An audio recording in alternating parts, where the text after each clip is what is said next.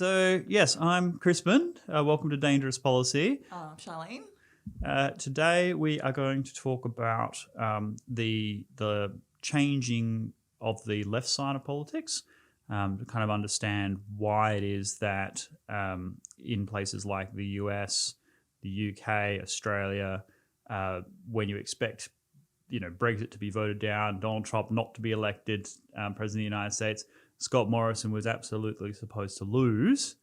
We'll discuss a little bit why the pundits have always been so wrong about that. Yeah, I always wondered that because I always feel that maybe it's because the left is more vocal in some ways. But everybody around in my circle was convinced that Trump was not going to get elected. Like, nah, he won't get elected, and they kind of brushed it off. But then when the results came in so close, and it happened, everybody was like, and even that South Park episode had to change their episode essentially about the election. Like, why is it happening? Yeah, no, it's quite funny. I mean, the day of the election, I was doing a sort of a conference in Melbourne. I was part of a panel of people, and Melbourne's very inner city. Melbourne's a very left leaning kind of place, and I was that weirdo that had been banging on for a year about why Trump was going to win, and so we're there the morning of the election. And the moderator was like, okay, what's your prediction? Everyone's like, oh, Hillary's going to win. And the audience were asking questions about, oh, when Hillary's president, blah, blah, blah.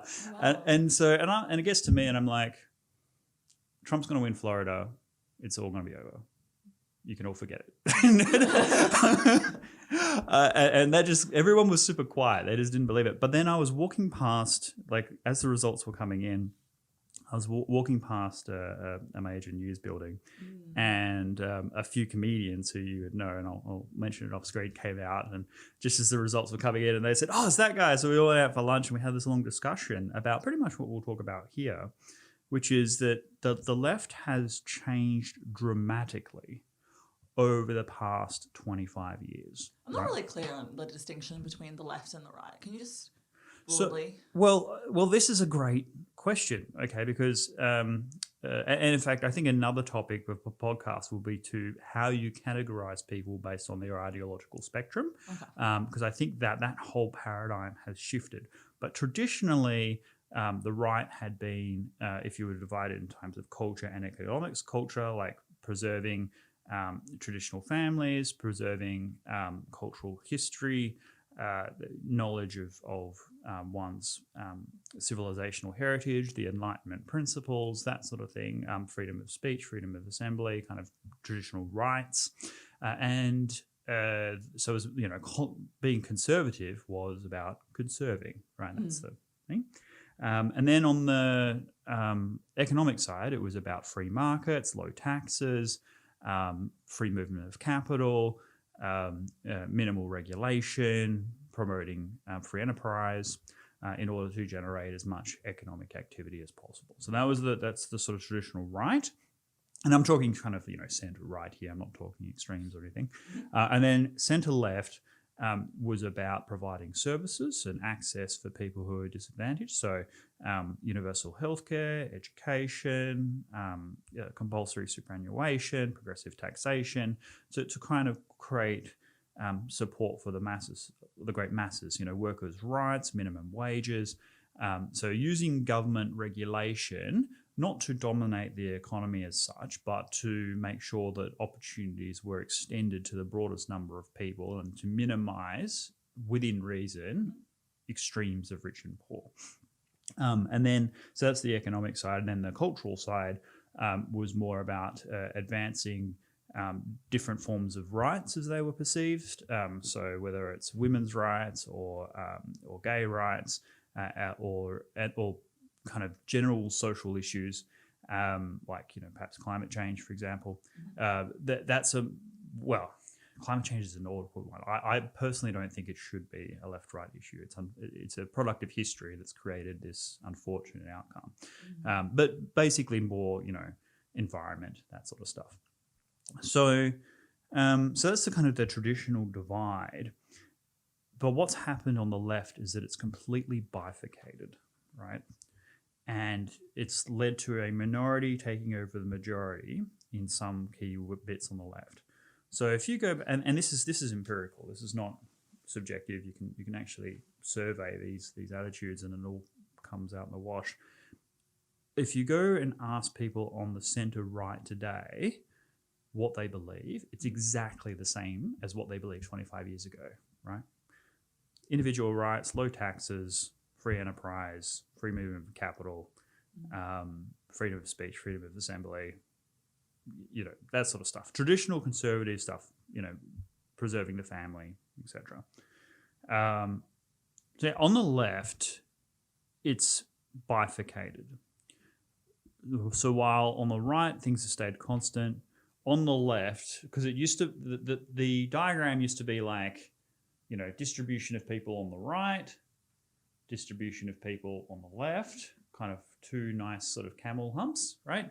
Now it's kind of like a bouncing ball, right? But with the first hump still being the right, and then it getting further and further to the left with smaller and smaller bumps along the way. And what's happened with that is you've got your traditional left-leaning base who care about primarily bread and butter issues like education, access to childcare, healthcare, opportunity to go to university, progressive taxation, compulsory retirement savings, those kinds of like community care workers privileges, and then workers' rights like annual leave, minimum wage, appropriate like access to flexible working hours, that sort of thing. And then you've also got social issues like women's rights, gay rights, environment, that sort of stuff that people care about. Now, what's happened is those people are still there, but then in the inner cities, you have these high income earning, high education level people. Now, they don't necessarily think they're high earners. They're still raging against, the billionaires and so on, right? But by and large, they are inner city professional types with, high standards of living. And they primarily care about social issues, right? So they're not as focused nearly as much on the traditional heartland bread and butter stuff. They're much more interested about like social justice, racism, climate change, all of that sort of stuff, trans issues, things that are much more about the waving like a particular banner, right? Than they are about making sure that there is improved access to flexible working hours in the workplace, that sort of thing, right? So now the problem is that group of people, first of all, control a significant portion of the social broadcasting, right? So that, where you see the major media outlets like the New York Times, the Washington Post, the Boston Globe, all of those sort of places, they're all in those areas that are absolutely dominated by that one group, right? Ultra left leaning, people that are always talking about sort of white privilege and all of that sort of stuff, intersectionality, they are in that group. Now, the issue is that group, although it is massively outsized in terms of its influence, given its actual raw numbers, the group they hate the most isn't the people on the right. It's their own traditional heartland, right? Because the old traditional heartland are did you ever watch that show Married with Children? I think I'm a bit too young. Yeah, you're a bit too young. But you know of the show, right? No. Oh my goodness. Give me a brief. I mean, it is an old show. Like, it's even a bit before my time. but I was aware of it, right? But it was like, it's the people in the traditional heartland tend to be strong on their traditional culture, right? They have working class values of, decency and neighborliness and and they like their suburban kind of lifestyle, or in Australia, what we would sort of say the quarter acre block with the the dog and everything. They like their normal. They like the footy, right? Yeah. They have their traditional cultural icons that they venerate. They don't. You're not going to see them tearing down statues or anything like that. They are very patriotic, basically. And the people in the kind of inner city groups look down on them, so that they might speak the language of like, looking after the poor and dispossessed and so on, but quite often, and this is a pretty scathing thing to say, quite often I find that people in this inner city group don't really care about the working class. They just really despise the rich, right? And so they don't love the poor. They just are really targeted and motivated by anger and rage, right, and envy. And it's also a lot of self-blame. Well, yes, that's a whole other psychosis we can discuss.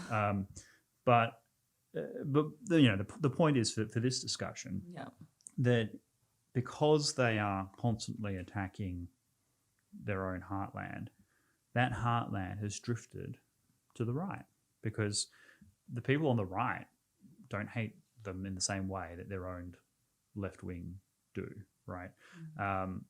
And what we find is these people in these traditional heartland kind of space who do, love their old sporting heroes and stuff like that, aren't going to try and sort of cancel Don Bradman or something like that.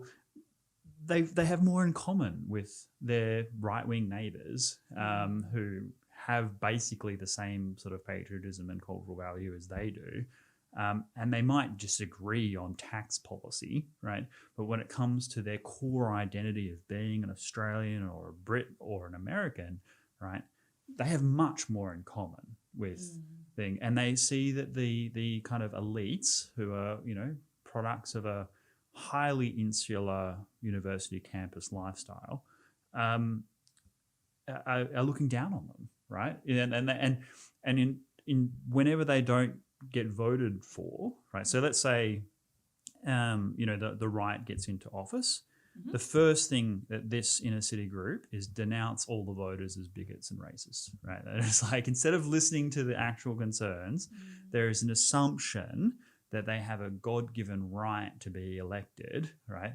And that if the right gets up, particularly if it's the votes of their own side, then there's just absolute scorn. I mean, a crazy statistic in the US is that more than, there was a lot of talk about how bad Trump does with women, and that is an issue. But more white women voted for Donald Trump than for Hillary Clinton, right? And so... Well, that's a bit backwards, isn't it? and Hillary got in the press and says, I'll never forgive, women for voting for Trump. I'm like, it's not... her whole slogan was, I'm with her. The whole thing was about her, literally about her, right? And so it's not... And you can always tell someone from this kind of inner city group who's an aspiring politician if they ever start the sentence with, as a ... right? If that as a sentence is anything other than a reasonable person who's open to ideas and discussion, then you're talking to someone on this far kind of inner city fringe, right? So if they say as a woman or as a black person or as a white person or as a Hindu, right? They are playing an identity politics game, and that is a product entirely of this inner city, highly educated group. So where has it come from? Like why did that divide happen and not happen on the right? Wow. Is that a big question? There are a lot of things. There's a lot of contributing factors. I mean, the media landscape that rewards that echo chamber is a major factor. Yeah. The hyper-partisanship that has happened, particularly in the United States, but also around the world, which is another topic. Partisan. Partisan in general. Okay, so a good in the 1960s, there was a significant survey done, which said, would you care if your son or daughter married a member of the opposite political party? Now, in the 1960s, this is in America, almost no one had even thought of that question, right? So the answer was basically across the board, that'd be fine, more discussion around the dinner table, more debate. That sounds great, right? Whereas this same question was posited a few years ago, and over 40% of respondents in America said that they would have serious grievances if their son or daughter married a member of the opposite political party, right? So that's higher than race, religion, atheism, anything you could imagine, right? The attitude towards the opposing political party has become extraordinarily toxic, right? Less so in other parts of the world, but certainly in the United States and trending that way in other Western countries, right? Mm-hmm. So in the 1960s, the attitude was we're all pretty much Americans, right? But we have some different ideas as to the way to take the country forward. That's okay. We still have that connection, right? Whereas now, the opposite political party is viewed as the enemy, right? That wants to destroy society, destroy the country, has ideas that are going to bring us into a new dark age, and there can be no compromise. It's good versus evil on both sides, right? And so now in America, it's actually more systemic because in the 1960s, like in other parts of the world, you had a shared experience. So at that time, everyone who was in Congress pretty much was a veteran of the Second World War, right?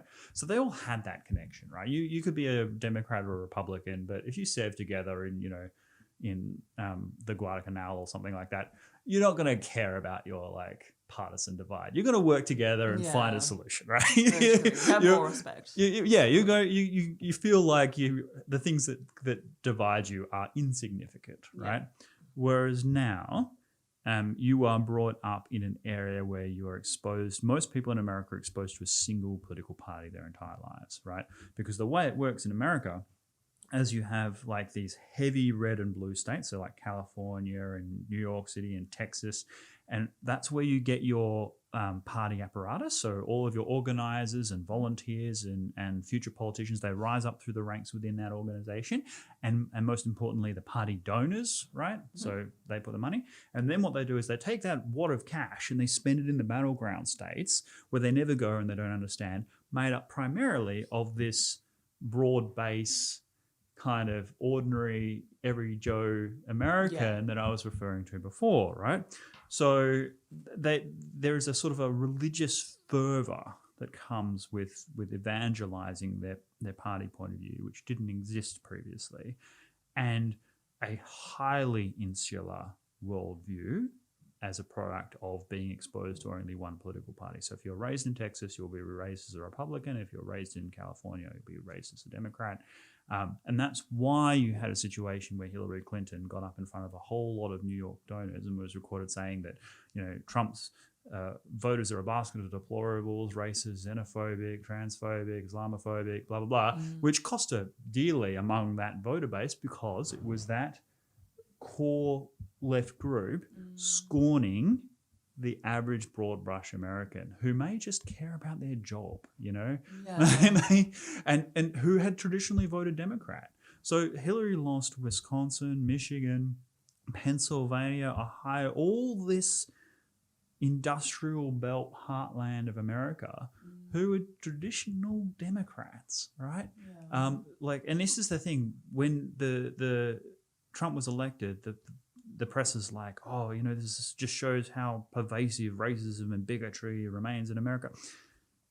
Trump flipped over 3,000 counties that had voted for Obama in 2008 and 12, right?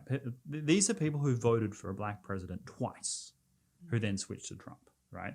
So did they suddenly become racist after ushering in a black president?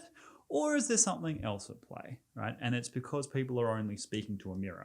Yeah. They never actually understand what's really happening out there. So there is a crisis of identity in the left, where you've got this group of highly vocal, highly influential inner city types who are very prominent on platforms like Twitter and have huge influence over major Fortune 500 companies, Disney, all of this sort of stuff.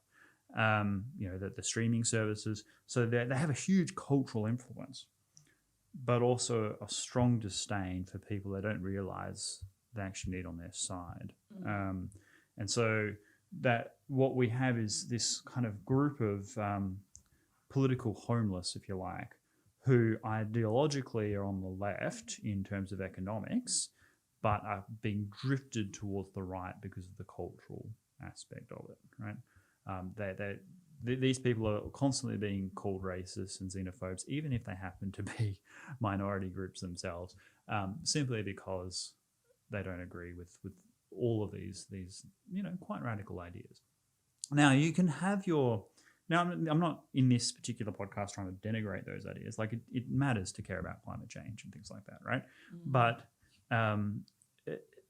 the way they go about it has caused electoral chaos for the left, right? The right is still a cohesive unit. You can kind of divide the right into a group of kind of alliances. So you've got the traditional libertarians, right, who just want to do whatever they want to do as long as it doesn't hurt other people. They're kind of cool with it, and they're all about freedom of choice and personal responsibility.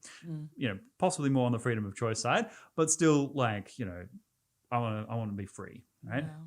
You've got the the right kind of religious, groups who want to protect the family unit, traditional values, Judeo-Christian cultural norms. And strangely, the libertarians and they tend to get along, except on things like gay marriage and stuff like that. Broadly speaking, they can align. And then you've got the big business types who obviously align with the libertarians when it comes to economic freedom of capital and so on. And then you've got the national security types who tend to lean more right these days. There's a whole organized coalition that sits on the right. Is there a role for social justice on the right? Well, yeah. I mean, the libertarians were strong advocates, as I said, for gay marriage, for example. There is an ideal on the right that... the thing with the right has its own problems. I mean, we're talking about the left today to sort of bag them out a bit, but the right has its own issues, which is a degree of hypocrisy, right? It's the easiest weakness on the right. So the right preaches, and I'm kind of quoting Paul Keating a bit here, the right preaches the freedom of the extension of opportunity to all people, right? Equality of opportunity, not equality of outcome, but equality of opportunity. That no matter who you are, you can speak a different language when you come to the country as a child or whatever, and you can become a spelling bee champion. Like, that's the ideal. You can come from a log cabin you built yourself, right, to be president of the United States. There's this sort of Australian dream, the American dream. Exactly. That you can, if you work hard, you take risks, you're entrepreneurial, you have a great idea and a great work ethic, you can succeed. Right. That's the dream in America. It's a dream in Australia. It's kind of the right-leaning view across the world, but it's not true, right? Like, it's just the policies that the right often advocate tend to exacerbate rather than diminish opportunity to other people, right? Like, you're much more likely to realize your potential if you have access to healthcare, right? Or UBI, so universal basic income, that sort of these left-leaning ideas, than if you just let her rip, right? And so there is it creates a sort of a well-meaning lie where people who have achieved great things assume it's because of their hard work and don't attribute a significant proportion to the luck and I don't like to use the word privilege because it's been perverted,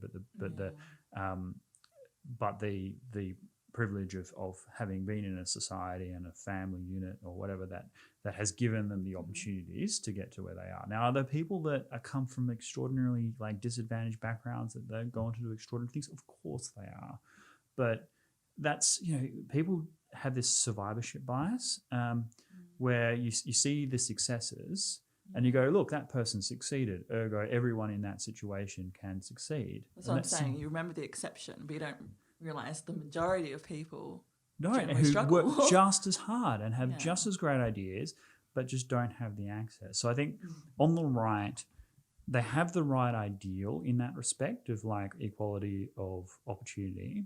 And it's more realistic because equality of opportunity is much better than equality of outcome if the equality of outcome is you cut off everybody, right? You know, like, and that's wherever it's been tried, that's been the outcome. That's been North Korea, that's been the Chinese Cultural Revolution, that's been Stalinist Russia, right? If you try through coercive means of the state to make everybody's outcome equal, it's equally bad, right? You do need that individual kind of sovereignty, right? So there is that they're right about that, but there should be backing some more, you know, more policies that make it more possible for people to have social mobility. And so on the right, there is those fair criticisms, but nevertheless, they at least have a cohesive ideology that everyone kind of understands and hasn't had to change with the times. It's not been a product of fad. They haven't had to unwrite their own history in order to preserve it. And to the broad brush community, they get that. They they prefer that to radical social change driven by people that seem to hate everybody else. And this is also like plays out really badly in the media, where and one of the reasons why people distrust the media is what it means to be far right, okay, so-called.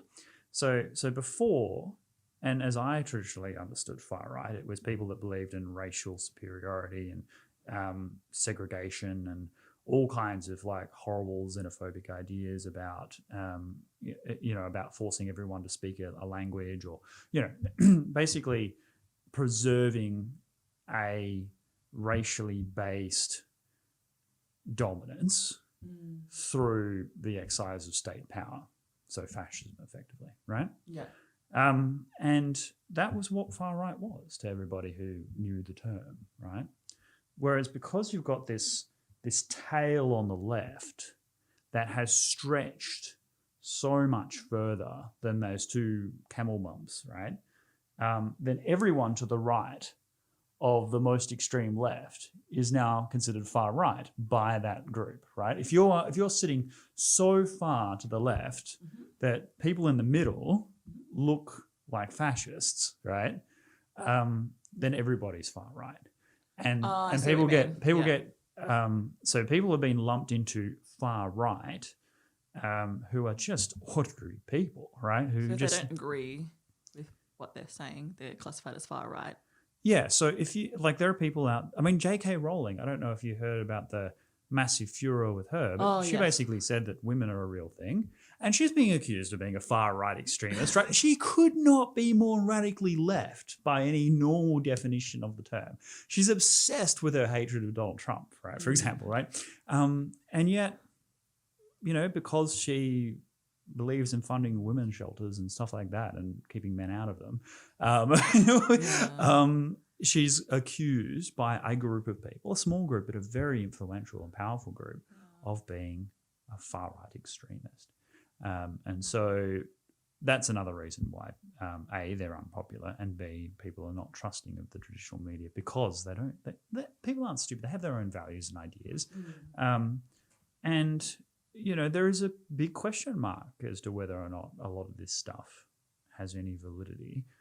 It's an open debate. It should be participate in the market ideas. But do you think even like having a left and a right is appropriate for nowadays? Like, do you think it's reflective? I think you can divide people up much more effectively than that because, and we can have a discussion about that, and I'll probably repeat this, but historically, you would sort of look at it as a beach, right? And you'd have your ice cream stand here and your ice cream stand here, and you'd have like a group of people go to this one and a group of people will go to that one. And then the way politics is supposed to work is ice cream stand A goes, if I move a little bit closer to the middle, I'll capture all the people on the far end plus a little bit more of the middle. And then the other group kind of comes to the middle as well. And that's just normal competition. So there was this thought of this spectrum from like, far absolute anything goes to far like, tax everyone, control all the means of production, right? And they saw that as a sort of a spectrum. I think the spectrum has fractured quite a bit. It's not, it doesn't work that way anymore. And we can discuss that as a separate issue. I think it's a whole other topic. But I don't think the left-right distinction makes anywhere near as much sense as it once did. There are aspects where we are, like, and even at an individual level, like there are things that I'm definitely conservative about, and there are things that I'm definitely left-leaning about using that traditional paradigm. But I think a better description is more appropriate. Sure.